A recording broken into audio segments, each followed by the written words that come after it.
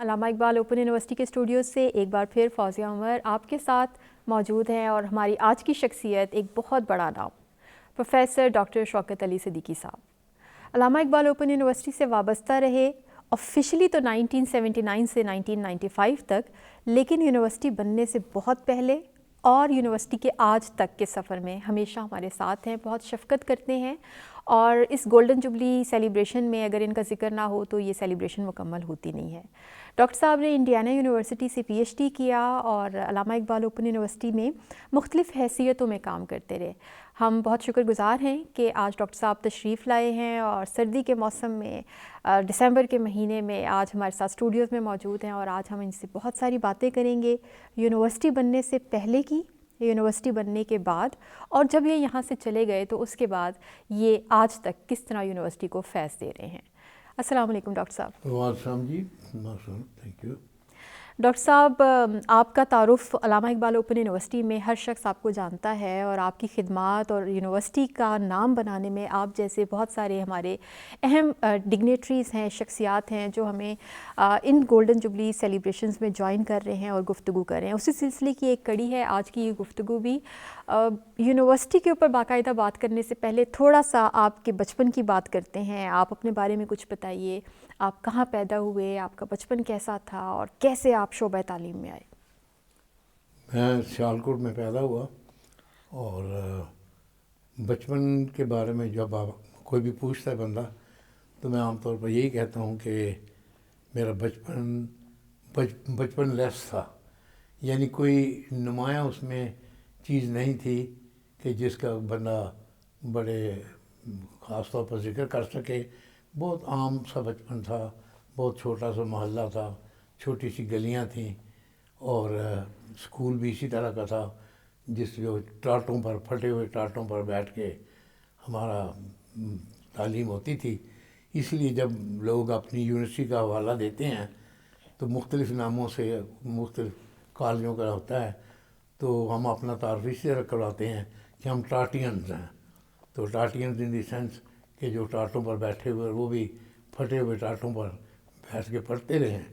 تو اسی طرح کوئی نمایاں چیز نہیں، میرا چائلڈہڈ جو ہے چائلڈہڈ لیس تھا، اس میں کوئی بچپن کی کوئی ایسی نمایاں چیز نہیں کہ جو جیسے گلی میں بھاگ رہے ہیں، بارش ہو گئی، بارش ہوئی، سب بچے بھاگ رہے ہیں، ہم بھی ان کے پیچھے بھاگ رہے ہیں، وہ ادھر بھاگ رہے ہیں، ہم بھی ادھر بھاگ رہے ہیں۔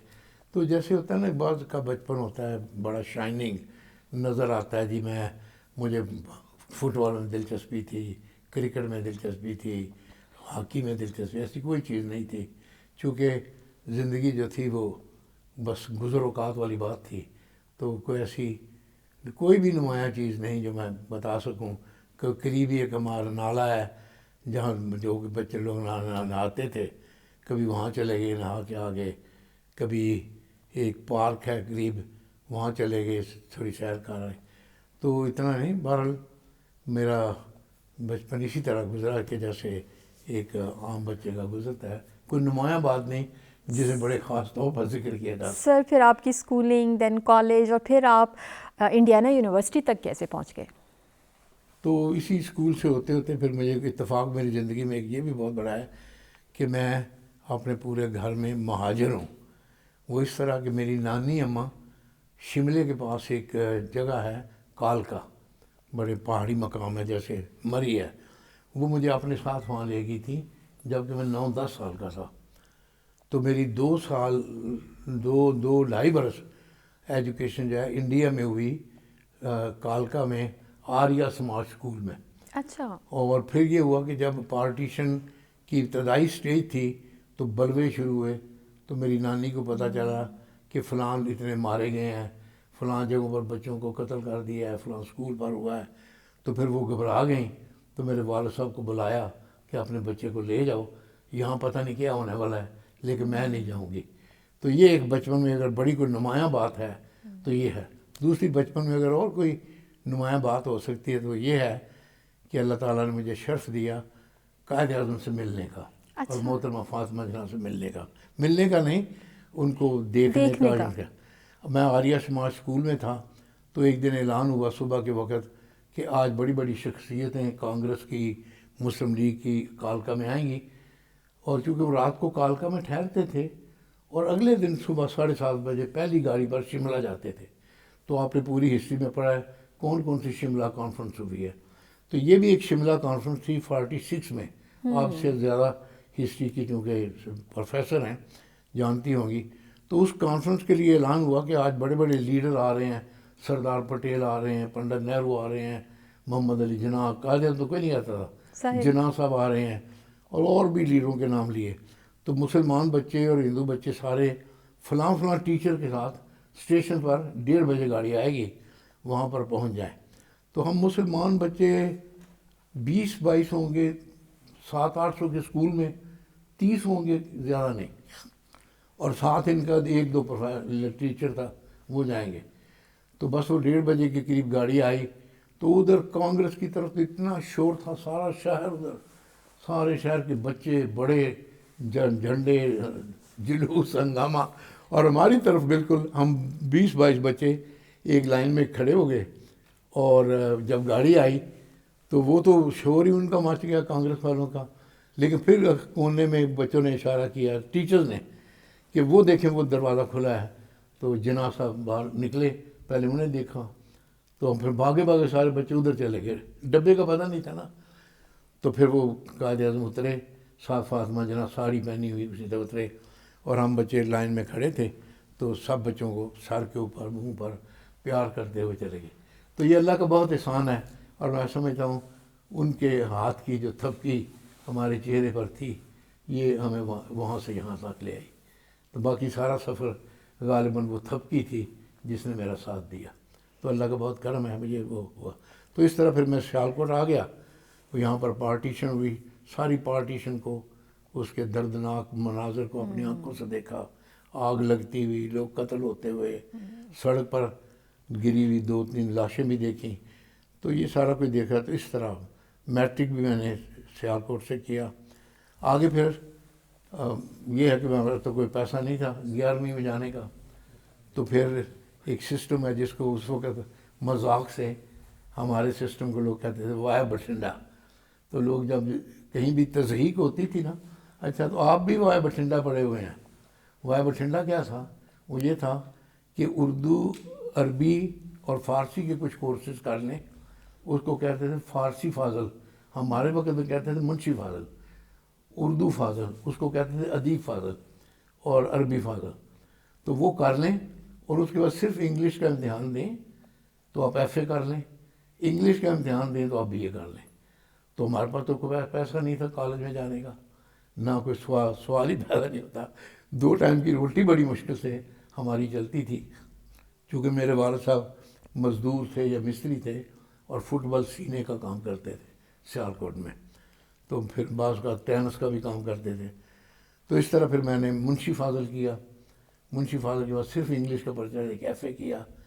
پھر بی اے صرف انگلش کا پرچہ دے کے بی اے کیا. اگرچہ بہت بعد میں نے باقی سبجیکٹ بھی کر لیے کہ یار یہ تو بڑی بدنامی رہے گی کہ یہ تو وایا بٹھنڈا کا آدمی ہے, پہلے ٹارٹین ہے اور بعد میں وایا بٹھنڈا ہے. تو بی اے بھی کوئی ریگولر نہیں کیا. کسی کالج کا مجھے پتہ نہیں کہاں ایف اے پڑھتے ہیں لوگ, کہاں بی اے کرتے ہیں. تو جب میں ایون وائس چانسلر بھی یہاں ہوا یا پروفیسر یا ڈین ہوا, تو بڑی مذاق کی بات یہ ہے کہ کوئی بھی بندہ سیالکوٹ سے آیا ہو اور وہ ان مدارج سے گزرا ہو, تو ایک ہی لوگوں کے ذہن میں سوال پیدا ہوتا ہے, آپ جناح اسلامیہ کالج میں پڑھتے تھے یا مرے کالج میں پڑھتے تھے؟ تو میں نہ اس میں پڑھتا تھا نہ اس میں پڑھتا تھا, بلکہ صبح سے شام تک ایز کلرک سیالکوٹ میں کام کرتا تھا. تو میں ان کو مذاق سے کہتا تھا کہ میں مرے کالج میں تو نہیں پڑھتا تھا, البتہ مرے کالج کے قریب ہی ایک جگہ پہ پڑھتا تھا. وہ ہوتا یہ تھا کہ مرے کالج کی جہاں دیوار ختم ہوتی ہے وہاں ایک بہت پرانی چھوٹی سی مسجد ہے, اور میں جب پرائیویٹ امتحان دینے تھے تو اس مسجد میں لکیلی بجلی تھی, بلب تھا. ہمارے گھر میں نہیں تھا, ہم تو وہ مٹی کا چراغ جلا کے پڑھتے تھے. تو میں وہ اس لیے وہ یاد کرتا ہوں کہ ایف اے بی اے ان کورسز کے دوران میں اس مسجد میں اکیلے بیٹھ کے, تو جس کو کہتے ہیں پڑھتا نہیں تھا, تعلیم حاصل نہیں کرتا تھا, بلکہ رٹا لگاتا تھا تیاری کہ امتحان میں کسی طرح پاس ہو جاؤں. تو میں یہ کہتا ہوں کہ مرے کالج سے تو نہیں کیا, البتہ مرے کالج کے قریب ایک جگہ تھی وہاں سے کیا. اس طرح بی اے ہوا. پھر میں نے اللہ تعالیٰ نے موقع دیا تو بی ایڈ میں داخل ہو گیا, بیچلر آف ایجوکیشن میں. تو اللہ کا کرم ہے کہ پیچھے اللہ کی میرے والدین کی دعا تھی, تو بی ایڈ میں میری پنجاب یونیورسٹی میں 3rd پوزیشن آئی.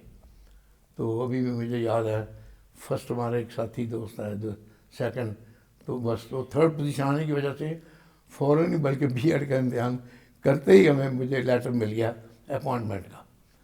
تو سیالکوٹ کے قریب ایک بڑا مشہور بلکہ علاقہ ہے ڈسکا, آپ نے سنا ہوگا. جی بالکل. تو ڈسکا کے ہائی اسکول میں ٹیچر لگا. پھر ایک اور جگہ پر تبدیلی ہوئی. پھر آخر میں میری تبدیلی ٹیچرز کا اور ہیڈ ماسٹرز کا ایک جھگڑا چل گیا, اور اس جھگڑے میں ہم بھی ملوث تھے ایک قسم کے. تو وہ سارا اسکول ہی ٹیچر تبدیل کر دیے گئے سزا میں. تو میں بھی وہاں سزا یافتہ تھا. تو مجھے چشتیاں کے قریب دور بخشن خان گاؤں ہے, اس ہائی اسکول میں تبدیل کیا گیا. اور سارے 22 ٹیچر سارے کے سارے ہم 1 to all سب تبدیل کر دیے گئے لڑائی میں. اور آخر میں پھر ہمارے ہیڈ ماسٹر صاحب بھی تبدیل کر دیے گئے کہ انہوں نے کیوں لڑائی کی. تو اس طرح وہ کیریئر رہا. لیکن اللہ کا فضل ہے, پھر میں ایم ایڈ میں داخل ہوا, ماسٹر آف ایجوکیشن میں. یہ اللہ رب العزت کا کرم تھا, والدین کی دعا تھی کہ میں پھر ایم ایڈ آنرز میں فرسٹ آیا پنجاب یونیورسٹی میں. اس فرسٹ آنے کی پوزیشن کے بعد پھر کمپٹیشن, یہ ہر سال یہ امریکن یو ایس ایڈ کے کانٹریکٹ کے تحت, جس میں محمود الحسن بٹ صاحب بھی گئے تھے, تو اس میں ہر سال 10 لوگ پی ایچ ڈی کے لیے سلیکٹ ہوتے تھے. تو اس سال میں پھر کمپٹیشن ہوا, تو اللہ نے کرم کیا کہ میرا بھی نام ان 10 لوگوں میں آ گیا. تو میں پھر پی ایچ ڈی کے لیے یو ایس ایڈ کے اسکالرشپ سے انڈیانا یونیورسٹی میں چلا گیا. بس یہ ساری میرا خیال ہے. سر اس طرح آپ کی یہاں تک کی کہانی تو مکمل ہوئی, اور اس طرح سے پھر آپ ایک طرح سے ڈائریکشن ہو گئی کہ آپ نے شعبہ تدریس میں رہنا ہے, اور پھر آپ کی ایک فیلڈ منتخب ہو گئی. اب ہم واپس آتے ہیں, پھر آپ نے اپنی پروفیشنل زندگی کا آغاز کر لیا. پروفیشنل زندگی کے ساتھ ساتھ کرتے کرتے آپ کریکولم ڈیزائننگ سے وابستہ ہو گئے, آپ پالیسی سازی میں چلے گئے, اور آپ بہت سارے جو پالیسی میٹرز ہوتے تھے اس میں آپ کا کردار بہت اہم رہا ہے. اور خاص طور پہ اگر ہم بات کریں, کیونکہ وہ ہماری علامہ اقبال اوپن یونیورسٹی سے وابستہ بھی ہے یہ بات, تو اگر ہم بات کریں 1971 کے ڈبیکل کے بعد آپ کو ایک عمومی طور پہ مایوسی نظر آتی ہے معاشرے کے اندر, ڈپریشن تھا, ایک ونگ الگ ہو گیا. تو ایک ایسا ٹائم تھا جب دوبارہ سے قوم کے اندر ایک جوش, ایک جذبہ, اور پاکستان کو پھر سے بنانے کی باتیں ہو رہی تھی, ریکنسیپشن تھی, ریفارمیشن کی بات ہو رہی تھی, ریکنسٹرکشن کی بات ہو رہی تھی. تو اس زمانے میں سر ہمیں نظر آتا ہے کہ پھر بھٹو صاحب آگے آتے ہیں, prime minister of Pakistan Zulfikar Ali Bhutto, اور وہ مختلف پروجیکٹس شروع کرتے ہیں. اور اس زمانے کی ایک اور اہم بات یہ ہے کہ ان کے دور کی ایک بڑی اچیومنٹ, میں اس کو بڑا اپریشیٹ کرتی ہوں, کہ سب سے پہلے اس زمانے میں سب سے زیادہ بجٹ جس چیز کے لیے مختص کیا گیا وہ تعلیم کے لیے کیا گیا.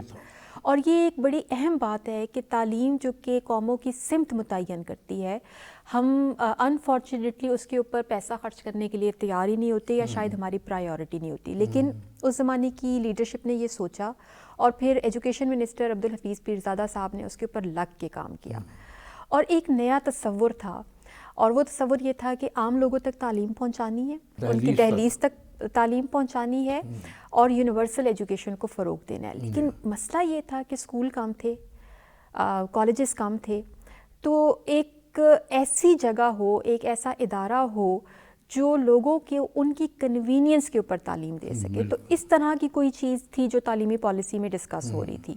اور کیونکہ وہ 72 والی تعلیمی پالیسی آنورڈز آپ بھی اس کے ساتھ وابستہ تھے, تو کچھ تھوڑا سا بتائیے خاص طور پہ اس تعلیمی پالیسی کے حوالے سے, اور کس طرح سے وہ تعلیمی پالیسی ایک راہ متعین کرتی ہے علامہ اقبال اوپن یونیورسٹی کی بنیاد کھڑی کرنے کی.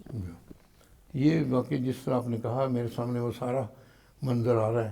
ایکچولی اس میں پیچھے ذوالفقار علی بھٹو صاحب کی شخصیت تھی, کیونکہ ان کے آنے سے بالکل میں سمجھتا ہوں معاشرے میں اتنی بڑی چینج آئی کہ جیسے لوگوں کو اپنا حق لینے کے لیے, اپنے آپ کو آگے بڑھانے کے لیے ہر طرف ایک نیا ولولہ اور نیا جذبہ تھا. اور پھر ایک اور ایجوکیشن کی بہت خوش قسمتی ہوئی کہ شاید پہلی دفعہ پاکستان کی ہسٹری میں اسٹرانگسٹ مین جو منسٹر کو ہو سکتا تھا وہ ایجوکیشن کو ملا، کیونکہ ان کا پورٹ فولیو تھا ایک تو لا، پروونشل کوآرڈینیشن اور ایجوکیشن. اب ایجوکیشن ایک ایسے زبردست بندے کو مل گئی، یہ ایجوکیشن کی خوش قسمتی ہے. کوئی بھی پروجیکٹ ہم اس وقت لے کے جاتے تھے تو اس پر نو اس لیے نہیں ہوتے تھے کہ لوگ فیس زیادہ سب سے ڈرتے تھے کہ شاید یہ ان کا پروجیکٹ ہے. یعنی یقین کریں کہ یوں کاغذ گیا اور یوں منظور ہو کے آگے اور پیسے مل گئے. کوئی افسر شاہی نہیں ہے بیچ میں، ریڈ ٹیپزم ان کے آگے کوئی چل نہیں سکتا تھا. تو جو کام وہ لکھتے تھے اسٹیبلشمنٹ ڈویژن ہو، اتنی پوسٹیں دے دو، پوسٹیں مل گئیں. اس چیز اس اسکیم پر اتنا پیسہ دے دو، پیسہ مل گیا. تو مجھے پتا کہ بہرحال میرے ذہن میں کئی تجربات ہیں کہ یہ بہت ایک ایسا ولولے والا وقت تھا. ہر کوئی کام کرنا چاہتا تھا، ہر کوئی کرنا چاہتا. تو ان کا بہت بڑا فیصلہ ہوا کہ ہم نئی ایجوکیشن پالیسی بناتے ہیں. تو ایجوکیشن پالیسی میں میں بھی چونکہ منسٹری کے ساتھ ایسوسیٹیڈ تھا ایز اسپیشلسٹ آئیڈیو ایڈز، تو ویسے میرا اپنا شعبہ اسپیشلائزیشن کا ٹیچر ایجوکیشن ہے. تو ایک چیپٹر مجھے دیا گیا ٹیچر ایجوکیشن کا چیپٹر لکھنے کا. میں اس کا ڈرافٹ وغیرہ بنا رہا تھا. تو ایک میٹنگ میں فیس بیرزا صاحب نے کہا کہ آج کل بہت شور ہے، میں نے باہر بھی دیکھا ہے دنیا میں اور یہاں بھی میں اخباروں میں پڑھتا ہوں کہ اوپن یونیورسٹیاں بن رہی ہیں اور یو کے بھی بنا رہا ہے. تو اس میں آپ میں سے کوئی بندہ ایسا ہو جو اس کام کو سنبھالے اور کرے. تو کسی نے دوسرے میرے ساتھی نے نام دے دیا، میرا نام لے کے کہ جی ابھی یہ دسمبر میں لندن سے ہو کے آئے ہیں اور انہوں نے یو کے اوپن یونیورسٹی کا وزٹ بھی کیا ہے، جو کہ بالکل ہی ابتدائی اسٹیج پر تھی. چند کمروں میں کام ہو رہا تھا، چھوٹے چھوٹے کانسیپٹس پر ابھی ابتدا تھی. 1972 کی بات آپ میں 72 کی بات کر رہا ہوں، میں دسمبر کی بات نہیں 71 کی بات کر رہا ہوں. 71 کی بات میں 71 میں گیا تھا. ٹھیک ہے. تو میرا خیال ہے 69 میں میرا خیال ہے بنی تھی ملٹن کینز والی جو یونیورسٹی ہے، یو کے اوپن یونیورسٹی. مطلب 2-3 سال پہلے سے وہ کچھ کانسیپٹ چل رہے تھے، لیکن ابھی کوئی ایز اے یونیورسٹی کی شکل میں بنی نہیں تھی. کانسیپچل سٹیج ہی تھی ساری. اسی میں میں نے بھی انہیں وزٹ کیا، دیکھا اور انہوں نے بتایا. تو بہرحال وہ ان کا کہنا تھا کہ انہوں نے کہا چلیں بھائی آپ یہ جو کوئی جانتے ہیں برٹش کونسل میں جا کے مجھے پیزا سے کہا لٹریچر لیں، دیکھیں کیا ہو رہا ہے اور آپ بھی اس پر کوئی کانسیپٹ تیار کریں. تو میں نے بہرحال اپنی سوچ کے مطابق کچھ لوگوں کا انٹرویو لے کے ڈرافٹ ایک میٹنگ میں دیا. تو اس پر تو ایسی لے دے ہوئی کہ جیسے سب لوگ پیچھے ہی پڑ گئے کہ یہ کیسے یونیورسٹی بن سکتی ہے. تو آپ زیادہ سے زیادہ ایک ڈسٹنس ایجوکیشن کا ڈپارٹمنٹ بنا دیں اور قائد اعظم یونیورسٹی کے ساتھ افیلیٹ کر دیں. پھر ہوتا رہا نہیں چلیں، اگر اتنا نہیں تو آپ ایک independent institute of correspondence and distance education کر دیں. How can there be a university? آپ کہہ رہے ہیں کہ یہ بھی کیسے ممکن ہے. بہرحال کئی میٹنگز ہوئی 2-3 ماہ میں، جس میں کانسیپٹ ادھر سے ادھر، ادھر سے ادھر. پھر ایک بڑی ڈیسائسو میٹنگ ہوئی. پیر زادہ صاحب نے کہا تو انہوں نے کہا نہیں، یہ یونیورسٹی ہی ہوگی اور اس کا نام ہم رکھیں گے پیپلز اوپن یونیورسٹی، کیونکہ اس وقت مختلف ناموں کے ساتھ پیپلز کا نام آتا تھا. تو بہرحال جب وہ فیصلہ ہو گیا تو پھر ہم نے ساری چیز کو اسی طرح اس کانسیپٹ کو یہ سوچتے ہوئے کہ فیصلہ ہو گیا ہے کہ یونیورسٹی ہی ہوگی، تو پھر ہم نے مائکرو لیول پر سوچنا شروع کیا کیا ڈپارٹمنٹس ہوں گے. یہ جیسے 2 انسٹیٹیوٹ کا قیام ہوا، انسٹیٹیوٹ آف ایجوکیشنل ٹیکنالوجی اس میں ہم نے لکھا، اور ایک وہ انسٹیٹیوٹ جس میں بعد میں آ کے ڈائریکٹر لگا، انسٹیٹیوٹ آف ایجوکیشن. پھر باقی اور ایگریکلچر ڈپارٹمنٹ، دوسرے ڈپارٹمنٹ، یہ ساتھ ہے. اور ابتدائی کورسز میں لسان اور عربی کا، اور پی ٹی او سی پرائمری ٹیچر اورینٹیشن کورس. تو ان پر کام شروع ہو گیا. تو اس طرح بڑی ابتدا میں، لیکن بہت کم لوگوں کو علم ہے کہ یہ ایکچولی تو آن دی گراؤنڈ سن 72 میں آ چکی تھی. ٹھیک ہے. لیکن زیادہ لوگ اس سے متعارف ہیں 1974 سے جب ایکٹ بنا. تو 1972 میں ہمارے ایک بہت سینئر بزرگ عبدالحاشم خان صاحب، یہ ٹیکسٹ بک بورڈ پنجاب کے ڈائریکٹر جنرل تھے یا ڈائریکٹر تھے. تو ان کو as a designate vice chancellor appoint کیا گیا، اور ہمیں پالی کلینک کے سامنے 2 کوٹھیاں کرائے پہ لے کر وہاں پر اس کو آغاز کیا گیا.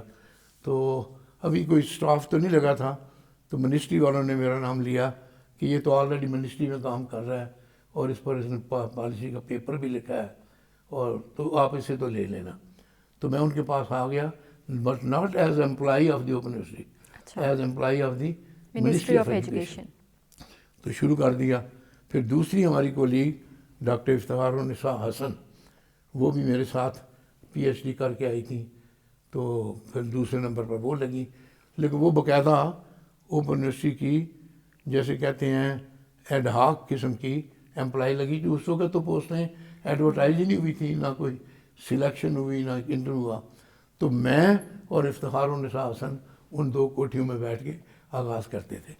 تو میں نے پہلا PC1 فارم میں نے لکھا, شاید کوئی بنایا 2-3 کروڑ کا تھا, چھوٹا سا, صرف اس دفتر کو قائم رکھنے کے لیے. اچھا, وہ PC1 کوئی 18-18.5 لاکھ کا نہیں تھا یا کچھ کروڑوں میں تھا؟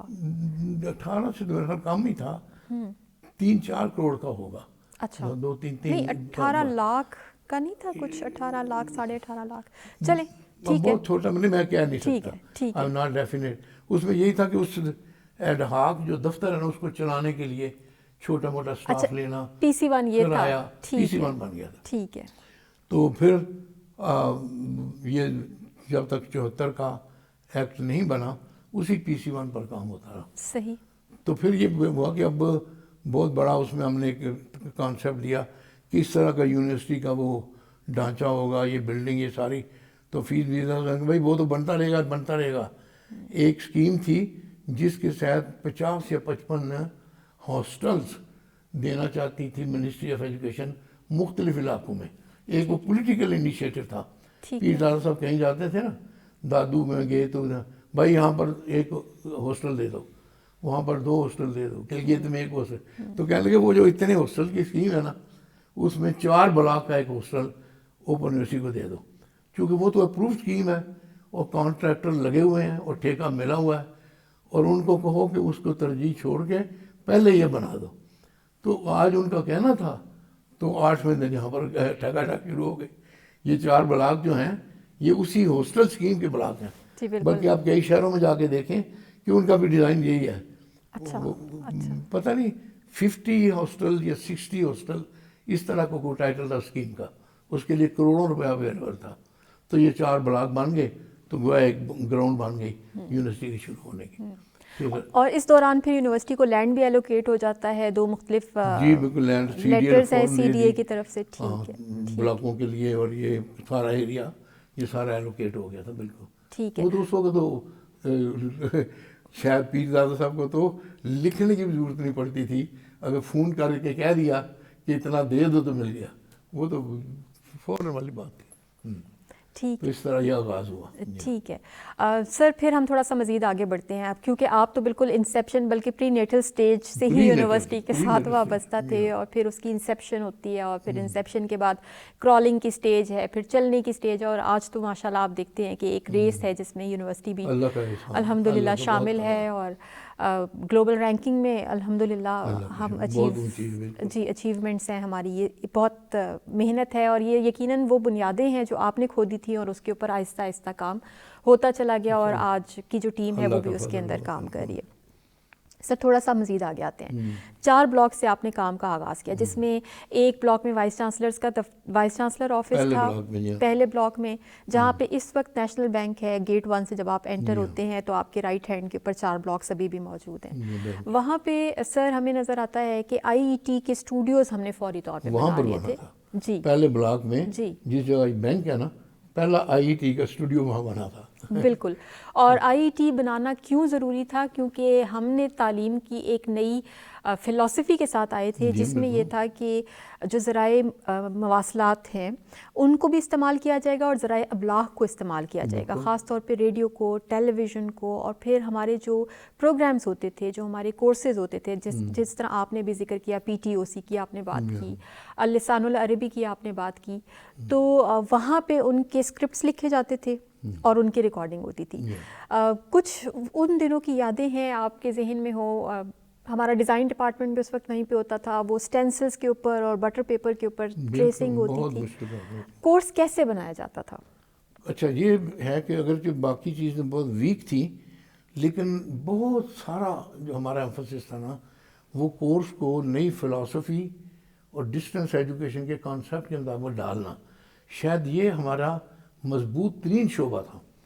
اور شاید یہ اس طرح اتنی طاقت سے آگے نہیں بڑھا, یعنی اپنا کورس خود ڈیزائن کرنا, کنسیو کرنا, اور اس کے اوپر جتنا کورس لکھا جاتا تھا وہ ڈسٹینس ایجوکیشن کی فلاسفی پر لکھا جاتا تھا. اور وہ فلاسفی یہ ہے جس کو اوپن یونیورسٹی میں کہا کہتے ہیں I-DO فلاسفی. یعنی اس کورس سے کانسیپٹ یہ ابھرتا تھا کہ جیسے میں ٹیچر آپ کے سامنے بیٹھا ہے اور آپ اس کی بات سن رہے ہیں اور بات کر رہے ہیں, اور اسی کورس میں سے ہی سوالات ابھرتے تھے کہ اگر یہ چیز سامنے آئے تو اس کو کیسے ٹیکل کریں گے, اس کے لیے پھر یہ میٹیریل پڑھیں, پھر وہ میٹیریل پڑھا, اچھا آپ نے یہ میٹیریل جو پڑھا ہے اس میں سے ان 2 سوالوں کے ذرا جوابات کو ڈیٹیل سے آگے بیان کریں. تو سارا فلاسفی تھی کورس کو پورے کا کارسپونڈنس میٹیریل کے تحریر کے جو اسلوب ہے, جو ٹیکنیک ہے اس کے مطابق ڈالنے کا. تو بہت محنت سے کورس بنتے تھے. عربی کا تو مجھے علم نہیں ہے چونکہ وہ ماشاءاللہ ڈاکٹر زمان صاحب کی اور کچھ اور پروفیسر تھے ان کی نگرانی میں ہوتا تھا. لیکن بہرحال پی ٹی او سی میں چونکہ انوالو تھا ابتدائی, اگرچہ میں اس وقت بھی منسٹری میں تھا لیکن ان کورسوں کی ٹیموں میں شامل تھا, تو مجھے پتا ہے کہ کافی محنت سے وہ کورس ہوتا تھا. ایک یہ بات تھی. دوسری یہ تھی کہ پی ٹی او سی کو انٹرنیشنل سپورٹ بہت ملی تھی. یو کے اوپن یونیورسٹی سے بہت کھلے فنڈ ملے تھے, یعنی پروفیسرز کو انگیج کرنے کے لیے, ٹیچر کو انگیج کرنے کے لیے, پائلٹ اسٹڈی کرنی. اس وقت یہ اتنا اہم کانسیپٹ تھا, پتہ نہیں دھیرے دھیرے اس کا کیا ہوا ہے کہ کوئی بھی چیز جو لکھی جاتی تھی اس کی پائلٹ رن ضرور ہوتا تھا. بڑے چھوٹے سے پنڈی کے علاقے میں یا کسی اور شہر کے علاقے میں اس کو ہم ٹیسٹ کرتے تھے. جیسے ہمارا لٹریسی کا جیسے مٹیریل بنا تو یہ 3 زبانوں میں ہم نے اس کو پنجابی, پشتو اور اس کے علاوہ سندھی, یہ مجھے 3 یاد ہیں. تو سندھی میں ہم نے بھٹشا میں سینٹر میں مٹیریل بنا کے وہاں ٹیسٹ کرتے تھے. یہاں دولت آلہ ہے گجر خان کے قریب جگہ, وہاں مٹیریل کو ٹیسٹ کرتے تھے. اور اسی طرح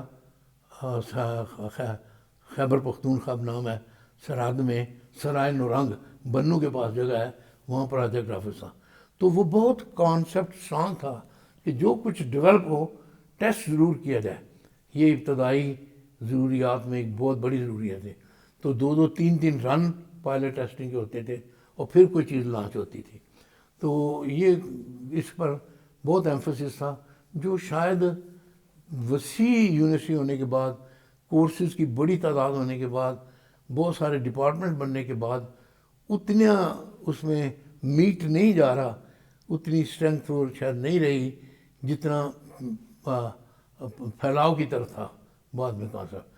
وہ یہ رہا کہ زیادہ سے زیادہ کورسز ہوں, زیادہ سے زیادہ جلدی سے جلدی ہوں. شاید ضرورت بھی تھی, یہ نہیں کہ نہیں, وقت کے ساتھ ساتھ یہ ضرورت بھی تھی.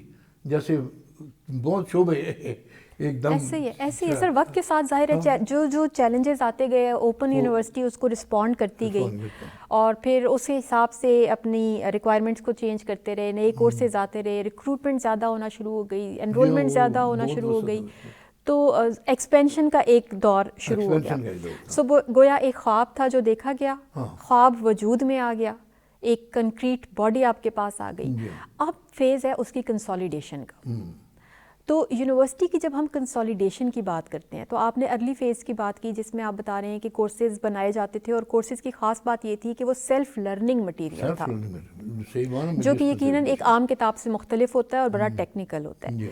اور میں کچھ چیزیں دیکھ رہی تھی, کچھ ڈاکیومنٹس دیکھ رہی تھی, تو اس میں یہ ہے کہ اس زمانے میں جتنے بھی یونیورسٹی کے امپلائیز ہوتے تھے, چاہے وہ فیکلٹی ہے چاہے وہ باقی ڈپارٹمنٹس میں ہیں, ان کو ٹریننگ دی جاتی تھی کہ یہ مٹیریل ڈیولپ کس طرح سے کرنا ہے, اور او ڈی ایل کی پوری فلاسفی ان کو پڑھائی جاتی تھی. سر کنسالیڈیشن کی اگر ہم بات کریں تو یونیورسٹی کی کنسالیڈیشن میں ہمیں کچھ بڑے یونیورسٹی کے اہم ادارے نظر آتے ہیں. ایک تو آپ نے بتا دیا انٹرنیشنل سپورٹ بہت زیادہ تھی, اور انٹرنیشنل سپورٹ ہمارے پاس دو طرح سے تھی. ایک تو فائنینشلی بہت فنڈز آ رہے تھے, وہ ہمیں ہیلپ کر رہے تھے, اینڈ سیکنڈلی یو کے اوپن یونیورسٹی کی ایکسپرٹیز ہم استعمال کر رہے تھے. ریلف اسمتھ کی ہم دیکھتے ہیں, ہم فلیمنگ کو دیکھتے ہیں, لمبے عرصے تک وابستہ رہے. بوتھ ویز, ایک تو وہاں سے ایکسپرٹس کی یلغار ہی سمجھے جی, اور ایک یہ تھی کہ موسٹلی فیکلٹی کو یہاں سے لے کے تو وہاں پر جا کے ٹریننگ دی جاتی تھی جہاں ایکچولی کام ہو رہا تھا. جی وہ ہم گفتگو کر رہے ہیں مختلف لوگوں سے, تو وہ بتا رہے ہوتے ہیں کہ وہ رائٹنگ ورک شاپس ہو رہی ہوتی تھی وہاں پہ, ریکارڈنگ کس طرح سے کی جاتی ہے, کیمبرج لے کے جا رہے ہیں, ڈمبرا لے کے جا رہے ہیں جو ان کے ریجنل کیمپسز ہیں. Coming back to Allama Iqbal open university main campus اسلام آباد, ہارٹ آف اسلام آباد, 0 پوائنٹ کے بالکل ساتھ. پی پی یو ایک بڑا ادارہ ہے جس نے یونیورسٹی کو ایک میگا یونیورسٹی بنانے میں یقیناً اپنا رول پلے کیا ہے. آپ کے سامنے بنا, پھر ہمیں بیوروز نظر آتے ہیں یونیورسٹی میں کام کرتے ہوئے. ہمیں نظر آتا ہے کہ یونیورسٹی کا ایک بڑا امپورٹنٹ رابطہ قائم ہوتا ہے محکمہ ڈاک کے ساتھ, اور ہمارے جتنا بھی تدریسی مواد ہے وہ ترسیل کیا جاتا ہے ان علاقوں میں, چک بیلی خان میں, جہاں پہ شاید کوئی اور ذریعہ نہیں تھا, پہنچ نہیں سکتا تھا. تو کچھ تھوڑا اگر آپ کے ذہن میں ہو کہ یہ جو محکمہ ڈاک کے ساتھ ہمارا کولیبوریشن ہے, اس حوالے سے کوئی بات اگر آپ شیئر کرنا چاہیں. And then coming back to the inception and establishment of P P U. بس اس وقت تو پہلے یہی کنونشنل جو ڈاک کا سسٹم ہے وہی تھا سر, اور اس میں بہت بڑی ایک دشواری آتی تھی. میں خود بلکہ وزٹ کر کے دیکھتا تھا کہ کئی سو یا کئی ہزار بنڈل واپس آ جاتے تھے, کیونکہ پاکستان کا یہ بڑا سست سا محکمہ تھا اور یہ شاید پوسٹ مین کے لیے بعض کا بڑا مشکل بھی ہوتا تھا اٹھا کے لے کے جانا. لیکن پھر جب ہم نے کانٹریکٹ دیے اس ایجنسی کو, اپنا ٹی سی ایس اور اس طرح کی ایجنسیوں کو ڈیلیور کرنے کا, تو پھر یہ سسٹم بہت مستحکم ہو گیا, کیونکہ خاصا سارا کام بھی کمپیوٹرائز ہو گیا, ساری لسٹوں کا سسٹم بھی بہت ایفیشینٹ پہلے سے ہو گیا, اور بہت کم پھر شکایت رہ گئی کہ کورس ڈیلیور نہیں ہوتا. پھر جن لوگ بچوں کو ڈیلیور نہیں ہوتا تھا ان کے لکھنے پر بغیر کسی تصدیق کے فوراً دوبارہ بھی بھیج دیا جاتا تھا, تاکہ وہ ڈاک میں کہیں بھی کچھ ہو گیا تو وہ ہو جائے. تو یہ بہت بڑا چیلنجنگ کام تھا. پھر یہ ایک بڑی پریشانی ہوتی تھی کہ جب ہم بہت سارا مٹیریل باہر سے چھپواتے تھے تو ہمارے پاس تو ایک ہر کام کی ڈیڈ لائن تھی, اس ڈیٹ تک پرنٹ ہو, اس ڈیٹ تک اسائنمنٹ ڈالی جائے, اس ڈیٹ تک پیکٹ بنے, اس ڈیٹ تک بھیج دیا جائے. لیکن وہ کہتے تھے جی پریس والے کے ابھی تو ہم نے خریدا ہی نہیں, ابھی تو پیپر ہی نہیں ملا, پیپر کی بڑی شارٹیج ہے, فلاں ہے. تو پھر یہ کانسیپٹ اوپر کیا ہے کہ نہیں, وی نیڈ ٹو ہیو, وہ اتنا شعبہ ہمارا ضرور کام کرے کہ جہاں سے ہمیں دشواری آ رہی ہو پرنٹنگ کی, according to our deadline چیز ہمیں ڈیلیور نہیں ہو رہی, تو ایک دم ہم اس کو ڈیولپ کر سکیں یا بنی ہوئی چیز کو کر سکیں, ریپروڈیوس. تو اس طرح پھر یہ پی پی یو کا تصور آیا اور ماشاءاللہ بہت اس نے کیا. لیکن ابتدا میں ہم بڑے بڑے کورسز تو باہر سے ہی پرنٹ کرواتے تھے, لیکن شروع میں اسٹڈی میٹیریل جو گائیڈس آ جاتی ہے, جو اسائنمنٹس آ جاتے ہیں, یا اور جو پمفلٹس آ جاتے ہیں, پہلے تو اسی سے کرتے تھے. پھر جو اس میں توسیع ہوتی گئی تو مجھے علم ہے کہ کئی کورسز بھی پھر وہاں پر پرنٹ ہوئے اور اس میں ایکسپینشن ہوئی, کافی ایکسپینشن ہوئی. تو یہ کافی بڑا وہ ہمارا تو سارا بنیاد ہی پی پی یو پر تھی نا ادھر, تو وہ پھر خاصی وسعت آئی اور اللہ کا فضل ہے. اب مجھے اس اسٹیج کا نہیں پتہ کہ اب کیا پوزیشن ہے, لیکن اس وقت تو خاصا ہمارا یہ بڑا ایکٹیو شعبہ تھا. سر پی پی یو اس وقت بھی بڑا ایکٹیو ہے, اور ہماری جتنی بھی اسٹڈی گائیڈس ہیں وہ وہاں سے پرنٹ ہو رہی ہوتی ہیں. اور اب تو آپ کو پتہ ہے کہ بہت زیادہ اسٹوڈنٹس بھی ماشاء اللہ اراؤنڈ ملین ہیں, تو اس حساب سے اسائنمنٹس اور بہت ساری چیزیں خیر ڈیجیٹائزیشن پہ بھی چلی گئی ہیں, but still we are printing. اور جو خاص طور پہ جو انڈر گریڈس ہیں ان کے لیے تو کورس بکس ابھی بھی سر پرنٹ ہو رہی ہوتی ہیں. اور اب تو پورا آپ کو ڈپارٹمنٹ نظر آتا ہے with in P P you, آپ کو ڈیزائن ڈپارٹمنٹ نظر آتا ہے, کمپوز سیکشن نظر آتا ہے, پرنٹ سیکشن نظر آتا ہے. ایک اور بڑا امپورٹنٹ ڈپارٹمنٹ ہے سر جو یونیورسٹی کی کنسالیڈیشن والے فیز میں بن رہا ہے اور بڑا اہم رول بھی پلے کر رہا ہے, and that is the department of academic planning and development, A P C P کا جو ڈپارٹمنٹ ہے. آپ کے سامنے بنا, کچھ آپ جانتے ہیں اے پی سی پی کی انیشیل لیڈرشپ کو؟ یہ بنا تو اس وقت بڑا ابتدائی سٹیج پہ تھا. ڈاکٹر سلطانہ بخش اس کے ابتدائی کاموں میں تھی. تو شاید میں اس کی جزیات میں اتنا، کیونکہ ایکچولی یہ تھا کہ جو مجھے کام ملا یا جو میں کر رہا تھا وہ خود اتنا وسیع کام تھا کہ شاید ہم ان باقی سارے ابھرتے ہوئے شعبوں کو پوری توجہ سے نہ دیکھ سکے اس وقت. آپ یکسوئی سے اپنا کام بھی کر رہے تھے نا اس وقت؟ کیوں کام، میں تو خود کام کر رہا تھا، میں صرف دیکھنے کے لیے تو نہیں آیا تھا نا. کیونکہ ہمارے شعبے انسٹیٹیوٹ آف ایجوکیشن کو بعد میں فیکلٹی آف ایجوکیشن بنایا گیا. اس کے اندر پھر 7-8 ڈپارٹمنٹس ہو گئے. اور آپ کو یہ بھی پہلی دفعہ شاید علم ہوگا کہ ہمارے ہی ڈپارٹمنٹ سے ان 2-3 ڈپارٹمنٹس نے جنم لیا. مثلا ایک دفعہ ایک ٹیم آئی یو کے سے، تو انہوں نے کہا کہ آپ کے ادھر سارے شعبے ہیں لیکن ایکڈیمک آڈیٹنگ کا کوئی شعبہ نہیں، کہ ایکڈیمک جو کام ہو رہے ہیں جتنے، ان کی کوئی آڈیٹنگ سپرویژن وہ کوئی نہیں. تو پھر یہ ریسرچ کا شعبہ جو ہوا. تو پہلا ساتھی بھی ڈاکٹر نور صاحب جو ہیں وہ میرے شعبے میں لگے، اور انہوں نے ریسرچ کا اسٹیٹسٹکس کا شعبہ سیکشن بنایا. ساتھ ایک لیڈی مسعودہ چودھری وہ لگیں. تو پھر وہ کام اتنا بڑھ گیا ایک دم کہ اس کو ایک ڈپارٹمنٹ بنانا پڑا. اب شروع میں لٹریسی اور فنکشنل ایجوکیشن بھی ہمارے شعبے میں تھی. پھر یہ کام بھی اتنا وسعت ہو گیا جب یونیسکو نے ہمارے لٹریسی کو بڑی توجہ دی، لٹریسی شعبے کو. تو اس کے بعد اس کو بھی علیحدہ پھر ایک functional education, literacy and functional education کا شعبہ بنایا. تو باقی یہ شعبے پیرلل سارے چل رہے تھے. اور واقعی اے پی سی پی کا جو شعبہ تھا یہ بڑا اہم تھا، لیکن اس وقت یہ بڑی ابتدائی سٹیج میں تھا، بہت ابتدائی میں. ٹھیک ہے.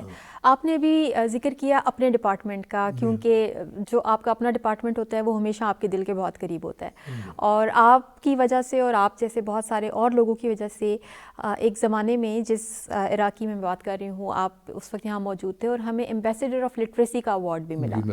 کچھ وہ بتائیے کہ وہ ایوارڈ کیسے ملا، کن وجوہات کی وجہ سے ملا، اور اس وقت عمومی طور پہ جو امپلائیز تھے ان کے موڈز کیا تھے، اس اکمپلشمنٹ پہ وہ کیا محسوس کر رہے تھے؟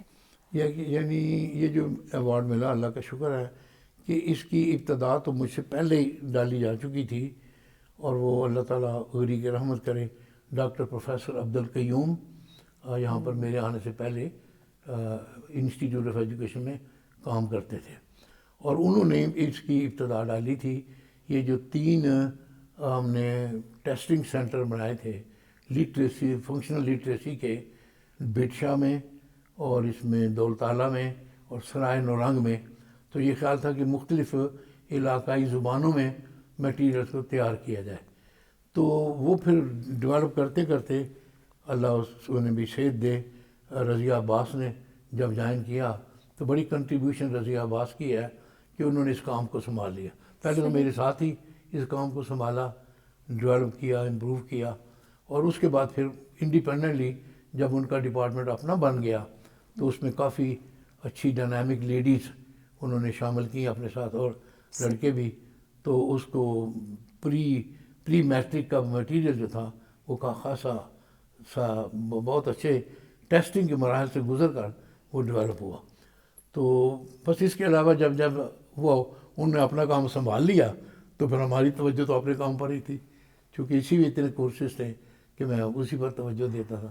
تو اور سر یہ جو فیپرا ہے یہ کچھ مختلف چیز تھی اس سے، جو لٹریسی پروجیکٹس کی آپ بات کر رہے ہیں؟ یہ اس کی بنیاد تھی، اسی کی بنیاد، فیپرا بنیاد تھی، ٹھیک ہے، اور اسی سے پھر ساری جڑیں آگے نکلی، یہ شاخیں نکلتی چلی جا رہی ہیں. سر انسٹیٹیوٹ آف ایجوکیشن سے، علامہ اقبال اوپن یونیورسٹی سے، یہ جب اب اس وقت ایک پوری فیکلٹی ہے، اور ایک ایسی فیکلٹی ہے جو کہ پاکستان کی باقی یونیورسٹیز کے ساتھ اگر آپ کمپیریٹیولی دیکھیں تو ہم علامہ اقبال اوپن یونیورسٹی کی faculty of education is very strong with lot of expertise. آپ کو یہاں پہ اکیڈیمک پلاننگ نظر آتی ہے، ایجوکیشنل لیڈرشپ نظر آتی ہے، آپ کو یہاں پر کورسز اور ڈسپلنز نظر آتے ہیں اسپیشل ایجوکیشن کے. تو یہ جو اسپیشل ایجوکیشن ڈپارٹمنٹ ہے یہ ایک بڑا منفرد اور بڑا یونیک سا ڈپارٹمنٹ تھا. یہ بنانے کی ضرورت کیوں محسوس ہوئی؟ یہ بنانے کی ضرورت اس طرح ہوئی کہ ان دنوں پر کوئی ایک ادارہ یہاں پر ہے پنڈی میں، انہوں نے ہمیں اپروچ کیا. میں شاید پوری طرح نام نہیں یاد ہے. ہاں ایک تو اپنا یہ مری روڈ پر ہے جو ان کاموں کو پروموٹ کرتا ہے. جی. تو ان کا ہمارے ساتھ رابطہ ہوا. اچھا. کیونکہ ان کے پاس باہر سے ایکسپرٹیز آئی کہ آپ صرف اپنے ادارے کو محدود نہ رکھیں وہاں تک، بلکہ آپ اس میں کورسز تیار کریں تاکہ دوسرے لوگ بھی ٹریننگ لے کے آگے بڑھیں. اور انہوں نے ہمیں آفر کی کہ اگر اوپن یونیورسٹی ہمارے ساتھ کولیبوریٹ کرے تو ہم آپ کو ایسے ایکسپرٹس پاکستان سے لا کے دے سکتے ہیں جو کہ آپ کے میٹیریلز کو ڈیولپ کرنے میں مدد دیں. ٹھیک ہے. تو ان کے انیشیٹو سے یہ کام ہوا، اور یہ ہمارے لیے بڑا مشکل تھا کیونکہ یہ بہت سینسیٹیو لائن ہے اور بہت اس میں پریکٹیکل کام انوالوڈ ہے. لیکن کچھ اللہ تعالیٰ نے ہمیں ہمت دی اور کچھ یہ شوق بھی دیا میرے خیال میں، کیونکہ میں ہی اس کا محرک تھا، ان کے ساتھ میٹنگ میں کرتا تھا ساری بات چیت، کہ مجھے یہ لگتا تھا کہ باقی کام تو اوپن یونیورسٹی کا ہم سمجھ کے کر رہے ہیں، تو میں ان کو کہتا تھا کہ یہ کام میں کرنا چاہتا ہوں ثواب کے لیے، کہ یہ ایک ایسے کام کی بنیاد ڈال دی جائے کہ جو آگے سے بڑا ہوگا تو وہ محروم طبقے جن کو ہم نے بالکل اگنور کیا ہوا ہے وہ اس سے استفادہ کریں گے. تو اپنے ہی 2-3 ڈاکٹر اقبال کو لیا، محمود اوان کا نام آپ نے سنا ہوگا. محمود اوان کو لیا، بعد میں اور بھی مجھے نام بھی یاد نہیں، ان کو لیا. تو میں نے کہا تو آپ بسم اللہ کر کے ابتدائی کورسز جو ہے نا، جن کو ہم کہتے ہیں کور کورسز، ان پر تو کام شروع کریں، تو باقی پھر انشاءاللہ تھوڑا تھوڑا اللہ کر کے دیتا رہے گا.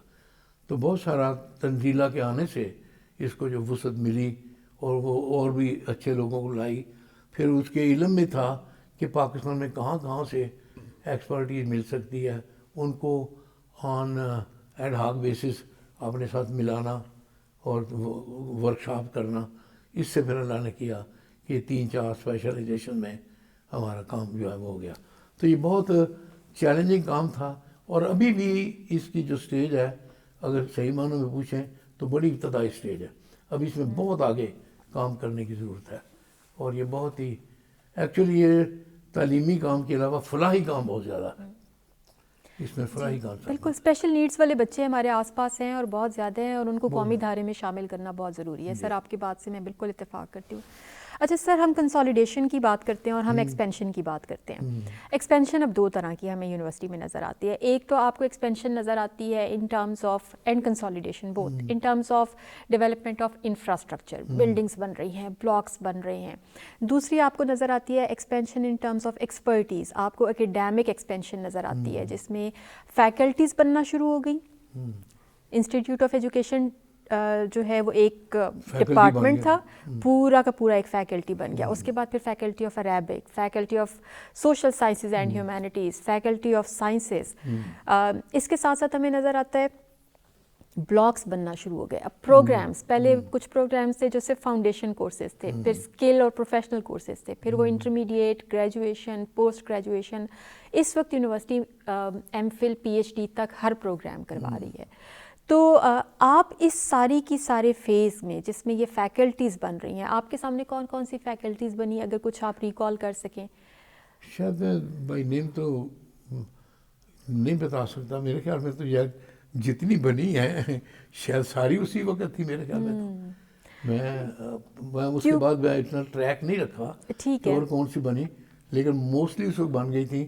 یہ بہت ایک قسم کا یہ 2 چیزیں آپس میں ملیٹیٹ کر رہی تھی، وسعت اور کنسالیڈیشن اور کوالٹی. تو وسعت کی طرف اگر ہم جائیں تو اس میں بھی فوراً بہت زور لگ رہا تھا. جیسے ہمارے 40-42 ریجنل آفیسز بنے، وہاں تک پہنچنا، وہاں تک میٹیریل کا جانا، اور ایک دم کورسز کی ڈیولپمنٹ میں بھی بہت وسعت ہوئی. اس میں غالباً ہمارے وسعت کے حصے میں تو بڑی ایک بات یہ بھی ہے کہ جو بندہ اوپر سربراہ کام کرتا ہے وہ ان چیزوں کو زیادہ سامنے رکھتا ہے جو نظر آتی ہیں. ایک ڈپارٹمنٹ بن گیا نظر آتا ہے، کورسز بن گئے نظر آتے ہیں، فلاں جگہ ریجنل آفس بن گیا نظر آتا ہے.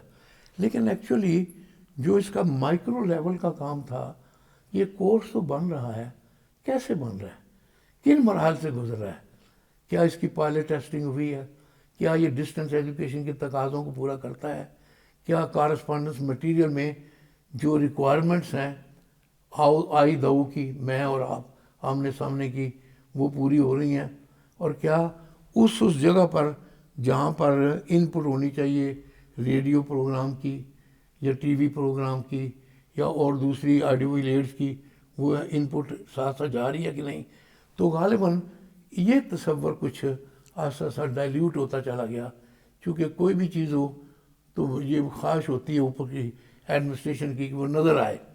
اب اگر آپ نے ایک کورس کے 16-18 یونٹس بنانے ہیں تو ان کو لکھنے میں جو مائکرو لیول کا کام ہوتا ہے, جو ایک بند کمرے میں بیٹھ کے کتابوں کا ڈھیر آگے رکھ کے بنا جاتا ہے, یہ اتنا نظر نہیں آتا, اور وہ بڑی جلدی نظر آتا ہے کہ ہم نے جی یہ شعبہ قائم کر دیا.